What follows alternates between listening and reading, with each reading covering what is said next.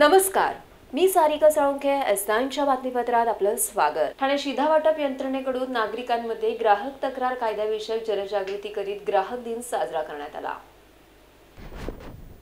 ठाणे शिधा वाटप यंत्रणा आणि अन्न नागरी पुरवठा तसेच ग्राहक संरक्षण विभागाकडून ग्राहक दिन साजरा करण्यात आला. यावेळी आमदार संजय केळकर, उपनियंत्रक शिधा वाटप फ परिमंडळचे अशोक मुंडे, ठाणे जिल्हा व्यापारी महामंडळाचे उपाध्यक्ष मगनलाल ठक्कर, एफडीआयचे कांबळे इत्यादी मान्यवर येथे उपस्थित होते. उपस्थित मान्यवरांच्या हस्ते एका दिनदर्शिकेचे प्रकाशनही करण्यात आलं. तर एफडीआय विभागाचे कांबळे यांनी भेसळयुक्त पदार्थ आढळल्यास त्याबाबत होणाऱ्या कारवाईची माहिती दिली. तर सेफ अँड हेल्दी फूड असा या मार्गदर्शनाचा प्रमुख विषय होता. राज्य ग्राहक तक्रार निवारण आयोगाचे पवार यांनी भेसळयुक्त प्रोडक्ट आढळल्यास त्याबाबत तक्रार करताना पुराव्याबाबत कशी काळजी घ्यावी याविषयी उपस्थितांना मार्गदर्शन केले. तर ग्राहकांनी प्रथमतः अलर्ट राहणे आवश्यक असून की जेणेकरून त्यांना अशा प्रकारच्या भेसळयुक्त घटकांचा सामना करावा लागणार नाही. तसेच प्रशासकीय यंत्रणा म्हणून ग्राहकांना देताना चांगल्या सुविधा देण्याची जबाबदारी ही अधिकाऱ्यांची असून त्यांनी ती पार पाडणे आवश्यक आहे. अशा प्रकारे ग्राहक आणि अधिकारी यांना विविध प्रकारचे मार्गदर्शन करीत ग्राहक दिन साजरा करण्यात आला.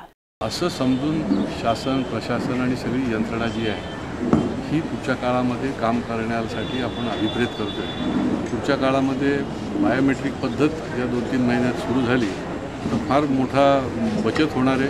जी बोगस कार्डधारक आहेत ते बाजूला होतील आणि खऱ्या अर्थाने योग्य माणसाला योग्य दरात योग्य वेळी धान्य मिळेल. ग्राहक हा निर्णायक क्षेत्रामधला आहे, परंतु गरिबाच्या दृष्टीने रेशनिंग दुकान, मिळणारं रेशन, अन्नधान्य हे महत्त्वाचं आहे.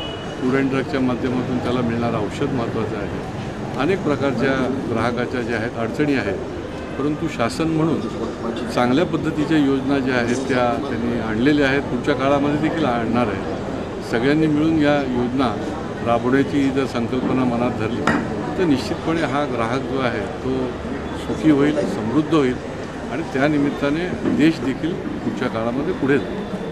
सारिका साळुंखे, एस9 न्यूज, ठाणे.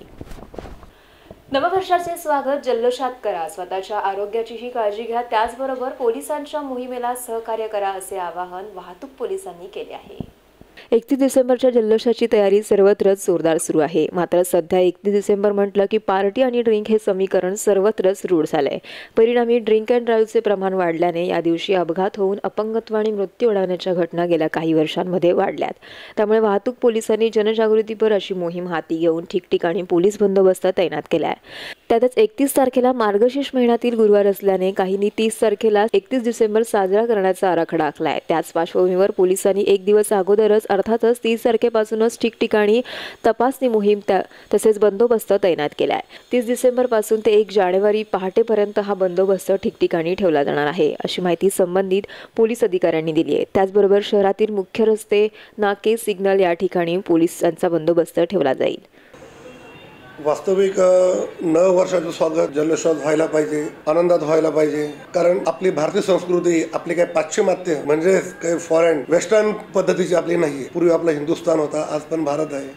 आपण नाव कुठलं इंग्लिश नाही. नववर्षात स्वागत हे नेहमी आनंदात झालं पाहिजे. पण बऱ्याचदा आपले तरुण पिढी हे पिढी जी आपली आहे, खास करून तरुण म्हणण्यापेक्षा सर्वच त्यात आपण धरलं तरी चालू शकेल की मध्यधुंद अवस्थेत, ठीक आहे आपण तेही समजूया मध्यधुंद अवस्थेत, परंतु जे मध्यधुंद साजरी करतात म्हणजे मुलून आणि भांडूप करणं की ड्रिंक करा तुम्ही, परंतु अल्कोहोलिक ड्रिंकचं सेवन करून गाडी चालवू नका. कारण जेव्हा तुम्ही गाडी चालवता किंवा वाहन चालवता तेव्हा तुम्ही त्या नॉर्मल अवस्थेमध्ये नसतात, एका वेगळ्या याच्या मूडमध्ये असतात आणि त्यामध्ये अपघाताला निमंत्रण असतं. त्यामुळे काय होतं, तुमचं गाडीवरचं नियंत्रण राहत नाही, ताबा राहत नाही, जोश असतो. त्यामुळे स्वतःचा जीव धोक्यात येतो आणि दुसऱ्याचा पण जीव धोक्यात येतो. त्यामुळे don't alcoholic drinks and drive हे पुन्हा सर्वांना सांगणे.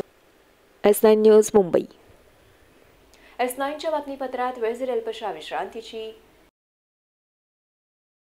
ठाणे महानगरपालिका हद्दीत घर घेताय का? मग ते अनधिकृत तर नाही ना, याची खातर जमा करा. अनधिकृत घर घेणं हा विकणाऱ्यासोबत विकत घेणारा देखील तितकाच दोषी असतो. तेव्हा घराची डोळस खरेदी करा.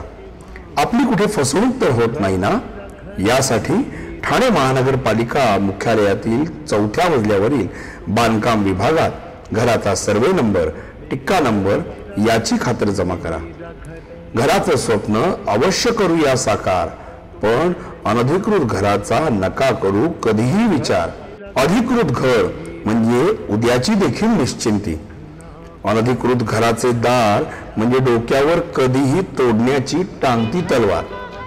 जगणं तुमचं होऊ दे सुरेल गाणं, स्वच्छ सुंदर आणि अधिकृत घरांचं हसरं ठाणं.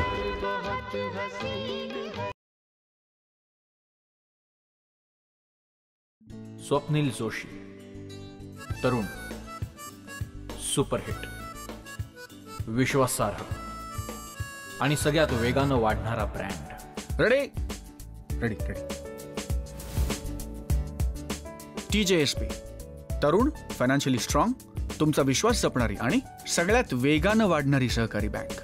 ब्रँड म्हणजे स्वप्नील जोशी आणि बँक म्हणजे TJSP.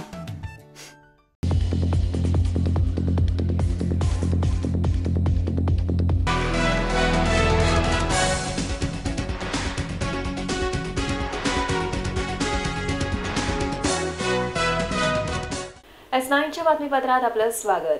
मुलुंड म्हाडा कॉलनीमध्ये नाला तुडुंब भरण्याने नागरिकांना आरोग्यविषयक समस्या भेडसावतात, तर पालिका प्रशासनाचे मात्र याकडे दुर्लक्ष होत असल्याचं दिसून आलंय. मुलुंड म्हाडा कॉलनीच्या मागे नाला असून हा नाला तुडुंब भरल्याने परिसरात दुर्गंधीचं साम्राज्य मोठ्या प्रमाणात निर्माण झालंय. एवढेच नव्हे तर नाल्यातील सांडपाणी हे परिसरात पसरू लागल्याने परिणामी म्हाडा कॉलनीतील नागरिकांना मोठ्या प्रमाणात दुर्गंधीचा सामना करावा लागतोय. नागरिकांनी सदर नाला साफ करण्याबाबत विभागातील संबंधित अधिकाऱ्यांना निवेदनही दिले होते. मात्र कित्येक दिवस उलटले तरी ही समस्या अद्याप कायम असून नाल्याची स्थिती जैसे ते अशीच आहे. तर वाढत्या दुर्गंधीमुळे नागरिकांच्या दिवसेंदिवस आरोग्यविषयक समस्या वाढत आहेत. सेंट्रल एजन्सीने हा नाला जानेवारीच्या पहिल्या आठवड्यात साफ करण्याचे आश्वासन नागरिकांना दिले. त्यामुळे म्हाडा कॉलनीतील नागरिक सध्या हा नाला कधी साफ होतोय याच्या प्रतीक्षेत आहेत. अर्थातच नवीन वर्ष कधी सुरू होते आणि नाल्याची सफाई होईल याकडे सर्व स्थानिकांचं लक्ष लागलंय.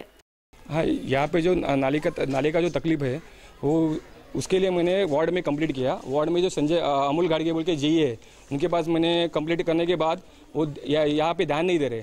वो बोल रहे मेरे अख्तर की बात नहीं है, ये सेंट्रल एजेंसी का काम है. लेकिन ये सेंट्रल एजेंसी का काम कभी बताया उन्होंने? 8 जून में मैंने उनको लेटर दिया था, 8 जून को. अभी कल के तारीख में मेरे को इनका लेटर आया है कि ये मेरे यहाँ का नहीं है, तो आप सेंट्रल एजेंसी में जाओ. लेकिन इन्होंने जब भी गए तो उन्होंने उसको इग्नोर किया है.